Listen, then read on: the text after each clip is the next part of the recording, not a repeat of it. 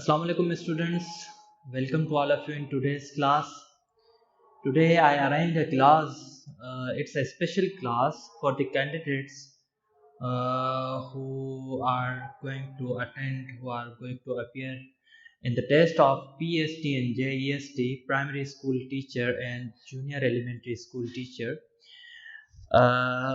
Viewers, आज का मैंने जो ये वीडियो बनाने का मेरा मकसद ये ख़ास लेसन, ये ख़ास लेक्चर मेरे उन दोस्तों के लिए है जो PST एंड JEST के टेस्ट में अप्लाई करने वाले हैं, उसमें अपीयर होने वाले हैं एंड वो बहुत ज़्यादा परेशान भी हैं, उनमें से कुछ दिखते हैं और बहुत ज़्यादा जो है इसमें एनर्जेटिक भी हैं।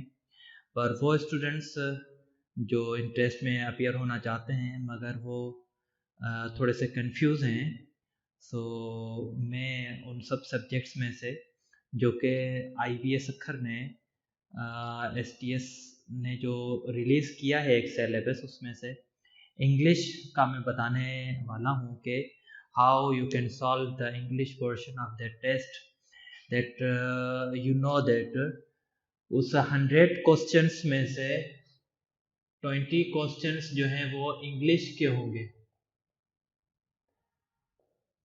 तो उन 20 क्वेश्चंस को आप किस तरह से हल कर सकते हैं और किस किस किस्म के क्वेश्चंस आ सकते हैं, तो मैं आज इस लेक्चर में आपको बताऊंगा।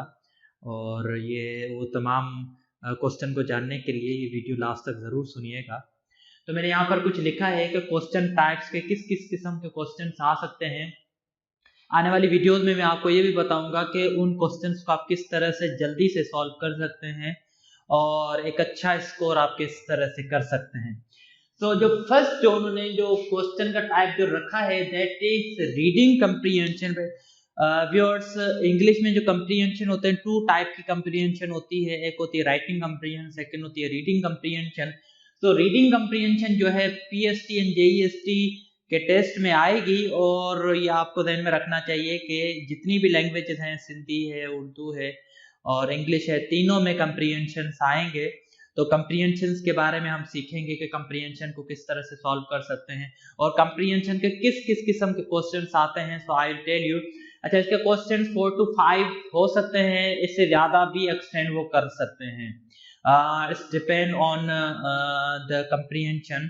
जो कंप्रीहेंशन जो आपको पैराग्राफ दिया जाएगा वो उसके ऊपर है कि कितने क्वेश्चन उसमें से बन सकते हैं। जो सेकंड टाइम के जो क्वेश्चन दिए गए हैं वो हैं सिनोनिम बेस्ड, के हम माना लफ्ज, ऐसे अल्फाज जो कि सेम मीनिंग रखते हैं, उसके कुछ क्वेश्चंस जरूर दिए जाएंगे क्योंकि सैंपल जो दिया गया है उसमें सिनोनिम्स के क्वेश्चंस रखे गए हैं। तो you have to remember the vocabulary, you have to remember the synonyms of English language. उसके बाद है antonyms. Synonym same meaning words हैं तो एंटोनिम एंटी वर्ड्स हैं। सिनोनिम्स को हम उर्दू सिंधी की ग्रामर में वाहिद हम माना लफ्ज कहते हैं और एंटोनिम्स को हम सिंधी उर्दू की ग्रामर में जिद अल्फाज या मुतजाद कहते हैं। तो एंटोनिम और सिनोनिम दोनों क्वेश्चन या दोनों अल्फाजों को आपको याद करना होगा, आपको उन अल्फाजों को याद करना होगा। I will give you the vocabulary. मैं वो वोकैबुलरी जो कि आ सकती है, ज़्यादा एक्सपेक्टेड है, तो वो वोकैबुलरी में अपने व्यूअर्स से ज़रूर शेयर करूंगा आने वाली वीडियोस में। उसके बाद है एक और क्वेश्चन है जो कि आप लोगों के लिए कुछ खासा मुश्किल होगा, अगर कि आपकी ग्रामर, आपकी बेसिक ग्रामर अच्छी है तो आपके लिए वो इजी भी होगा। That blank and parenthesis based, खाल जिसको हम कहते हैं, खाली जगहों को पुर करने वाले जो सेंटेंसेस होते हैं, क्वेश्चंस होते हैं, वो होंगे।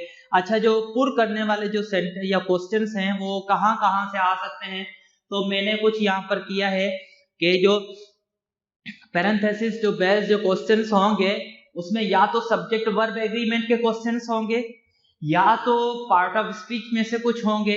पार्ट ऑफ स्पीच में से भी याद रखिएगा कि मोस्ट जो फेवरेट जो एग्जामिनर का जो एक पोर्शन होता है वो होता है प्रीपोजिशन, और प्रीपोजिशन के बारे में, और noun and pronoun and conjunctions है, एडजेक्टिव है, मतलब इनके भी ज्यादातर क्वेश्चंस बन आते हैं। उसके बाद लास्ट में है कि टेंसेस में से आपको हेल्पिंग वर्ब और मेन वर्ब आपका चेक करने के लिए, सब्जेक्ट वर्ब एग्रीमेंट चेक करने के लिए टेंसेस के भी क्वेश्चंस आपको मिलेंगे। उसके बाद है वॉइसेस चेंज के मतलब चेंज ऑफ वॉइस के क्वेश्चंस भी होंगे। ये सैंपल पेपर में तो नहीं दिया गया, मगर ये ज्यादा एक्सपेक्टेड है कि वॉइसेस के क्वेश्चंस जरूर आएंगे, क्योंकि मोस्ट फेवरेट ये भी क्वेश्चंस होते हैं एग्जामिनर्स के। तो वॉइसेस में से फिर एक्टिव वॉइस से पैसिव वॉइस में भी हो सकते हैं, या पैसिव वॉइस से एक्टिव वॉइस में भी हो सकते हैं। Both questions can be came, दोनों क्वेश्चन आ सकते हैं वो आपके पेपर्स में। So you have to prepare yourself with voices कि आपको दोनों voices, active voice passive voice, दोनों में ही आपको अपने आप को बेहतर बनाना होगा, और you have to be well prepared in these topics. उसके बाद लास्ट में जो मैंने रखा है वो है नरेशन के। नरेशन के क्वेश्चंस भी ज्यादा एक्सपेक्टेड होते हैं टेस्ट में कि वो आते हैं, and you have to prepare about that narration के क्वेश्चंस भी आ सकते हैं। अब वो नरेशन के डायरेक्ट स्पीच से इनडायरेक्ट स्पीच में भी हो सकते हैं, या डायरेक्ट इनडायरेक्ट स्पीच से डायरेक्ट स्पीच में भी हो सकते हैं। एंड द लास्ट वन जो कि ज्यादा एक्सपेक्टेड है in my view, that abbreviation based जो है वो क्वेश्चन जरूर देंगे। एब्रीविएशन किस तरह से होंगे कि आपको एब्रीविएशन चाहे फिर वो जनरल नॉलेज में आ सकते हैं, जनरल नॉलेज में भी होंगे तो आपको इंग्लिश के हवाले से, it's a topic of English language, तो आपको वो जहन में रखना होगा कि कुछ आपको शॉर्ट फॉर्म्स दी जाएंगी, आप उन शॉर्ट फॉर्म्स को हल करके उनकी फुल फॉर्म बतानी होगी। So it's also a part of English. So you have to prepare yourself for getting a high score in your test. So you have to learn English. You have to build yourself with English. कि आपकी English अच्छी होनी चाहिए, आपकी vocabulary अच्छी होनी चाहिए, आपके ग्रामर के रूल्स अच्छे होने चाहिए। इन सब चीज़ों में you have to make yourself multi skill man. तो आपको ये सारी चीज़ें अगर कि आपको आएंगी तो इंशाल्लाह आप अपने टेस्ट में अच्छे से स्कोर कर पाएंगे।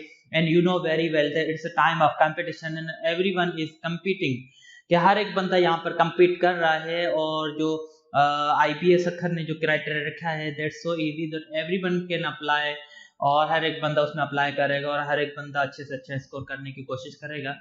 सो you have to learn well, so you have to learn well and perform well and score well, और अच्छे से आप सीखें, पढ़ें। बाकी उसके बाद जो रिस्क देने वाली, इज्जत देने वाली ज़ात जो है अल्लाह ताला की है। तो आज के लिए अल्लाह हाफिज़। अब कमिंग डेज में इंशाल्लाह मैं रोज़ाना 2 वीडियोस जो है इस चैनल पर मैं अपलोड करूँगा, one for English and one for the preparation of this test, कि आप किस तरह से हल कर सकते हो और किस तरह से आप लिमिटेड टाइम में ज़्यादा क्वेश्चंस को आप सॉल्व कर सकते हो। फॉर टुडे अल्लाह हाफिज़। अगर ये वीडियो आपको अच्छा लगा तो इसको ज़रूर लाइक कीजिएगा, अपने दोस्तों के साथ शेयर कीजिएगा, और अगर कि आप भी प्रिपरेशन करना चाह रहे हैं या प्रिपरेशन कर रहे हैं आप लोग, तो इंग्लिश जानना चाहते हैं, इंग्लिश में कोई मुश्किलात है, so you have to subscribe this channel and don't forget to click on bell icon, क्योंकि और ज़्यादा नोटिफिकेशन हासिल करने के लिए you have to click on bell icon. Bell icon के ज़रिए से आपको सारी डिटेल मिलती रहेगी। फॉर टुडे अल्लाह हाफिज़। कल मिलेंगे एक नए लेसन के साथ।